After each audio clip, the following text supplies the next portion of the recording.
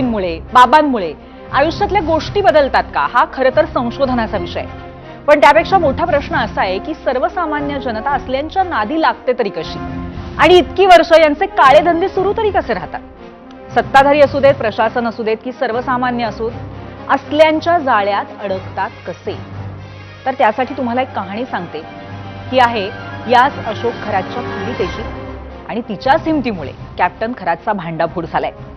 त्याच पीडितेनं नाशकातील सरकारवाडा पोलीस स्टेशनमध्ये गुन्हा नोंदवला, आणि त्याच एफआयआर मधील काही ओळी आपण पाहूयात. जाऊयात मीडिया सेंटरला. खरात विरोधामध्ये शक्तीचा एफआयआर, यातला काही अंश आपण बघतोय. मला दैवी शक्ती प्राप्त असून तुझ्या आयुष्यातले सगळे अडथळे दूर करतो असं खरातनं मला सांगितलं. श्रीमंत घराण्यात लग्न होईल, चांगलं करिअर घडेल असं त्याने सांगितलं. खरातनं मला काळ्या रंगाचा खडा गळ्यात घालण्यासाठी दिला.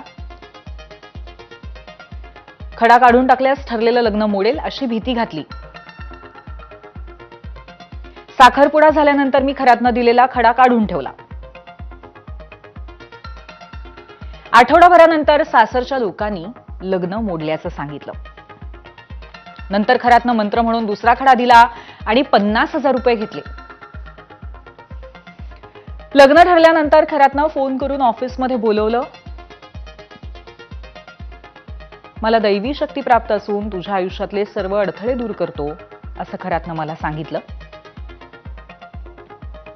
सोबत कुणी नसल्यामुळे मी एकटीच गेले.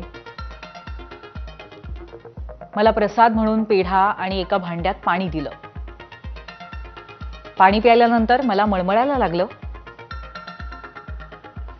पाण्याचा ग्लास डोक्यावर घेऊन गायत्री मंत्र म्हणायला सांगितलं. त्यानंतर लाईट बंद करून माझ्या पाठीमागे येऊन उभा राहिला. गेल्या जन्मातला मी तुझा कृष्ण आणि तू माझी राधा असल्याचं सांगितलं. पाठीमागून मिठी मारून माझ्याशी अश्लील चाळे सुरू केले. मी प्रतिकार करण्याचा प्रयत्न केला, पण माझं डोकं जड वाटत होतं.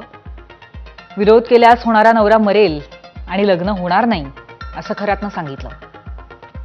अखेर भीतीपोटी मी खरातचा प्रतिकार करू शकले नाही. लग्नानंतर आम्ही दोघं आशीर्वाद घ्यायला गेलो, तेव्हाही खरातनं एकटीला केबिनमध्ये थांबवलं. पुन्हा पाणी प्यायला देऊन मला संमोहित करून माझ्यावर बलात्कार केला. याबद्दल कुणालाही सांगितल्यास पतीला जीवे मारण्याची धमकीही दिली. त्यानंतर अनेकदा धमकी देऊन ऑफिसमध्ये बोलवून बलात्कार केला. 2022 ते डिसेंबर 2025 दरम्यान आशीर्वादाच्या नावाखाली अनेकदा बलात्कार केला.